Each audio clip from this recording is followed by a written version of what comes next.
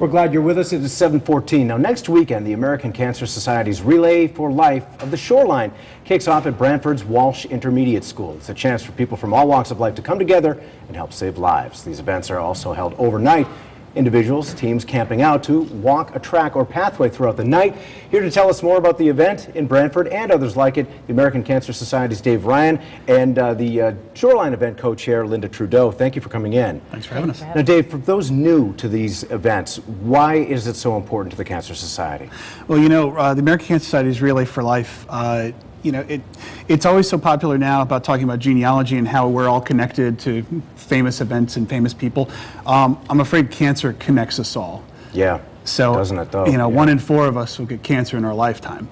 And so as a result, we are out there to try to remember folks that have passed away from cancer, but also more importantly, celebrate the ones that are still with us. So Relay started with one guy. In 1985, he raised $27,000 on his own. Holy smoke. And from that moment in 1985, we've gone up to about 5,100 plus events here in the United States. Last year, 1 in every 100 Americans participated in Relay. How about that phrase, think globally and act locally, is a classic example. Now, you mentioned, of course, the connection that we all have to cancer, unfortunately.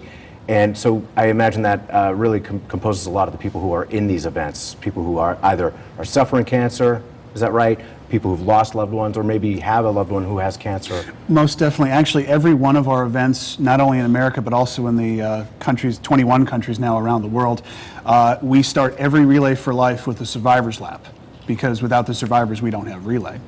So, you know, that's basically why we're here, is we celebrate the ones that are still with us, we remember the ones that we've lost, and then we try to fight back to try to figure out how to get rid of this disease. We have a picture up here, I believe, this is Westport last weekend? It was West and Westport, that's correct. Okay, wonderful. And so obviously a big turnout here. Now, Linda, talk about these events that are happening on the Shoreline, especially the upcoming one, because people can still participate, of course. Right, they can still participate. The event is next Saturday morning. Kickoff is going to be at 12:45 on Saturday at Walsh Intermediate School in Branford, and we will go until Sunday at 10 o'clock tomorrow, Sunday morning.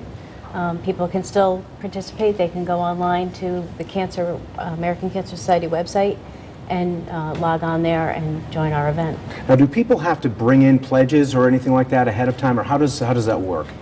There's a $10 fee to join, and then we ask people to raise whatever money they can, and people raise anywhere from $100 on up to thousands of dollars. We have teams that are earning over $7,000 to $8,000 right now that they've raised in fundraisers. So really a nominal donation, the $10, and then of course whatever the people can gather. Yes. The power of numbers. Now, this is in Orange, Connecticut we're looking at. Tell us about last year. That's right. I believe that was at the Bethany, Orange, and Woodbridge Relay for Life. And actually, they just had their latest one this year, I think a couple weeks ago, if memory serves. In Connecticut, we have around 60 events. We have a handful of college events that have already gone past, as well as a couple community. But the bulk of our events are coming up. Ours next week kind of starts the really big part of the relay season.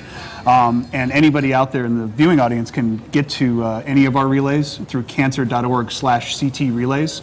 And then it's a nice laundry list of all the different relays around the state, and you know there's one right around the corner, pretty much for everybody. Not hard to find one. Linda, you've been doing this for years. Yes. What do you find so rewarding about it? Just knowing that I'm trying to do something to fight cancer. I started probably 13 years ago by joining a coworker on a team, and the impact of the luminary ceremony. Seeing all those people that have been affected by cancer being represented on one of those bags was just such an impact that I had to do something. Reached you at a deep level. Yes. As it must surely do for a lot of people who come on and go to these events. Yes. So the event information that you were mentioning is just up there right now.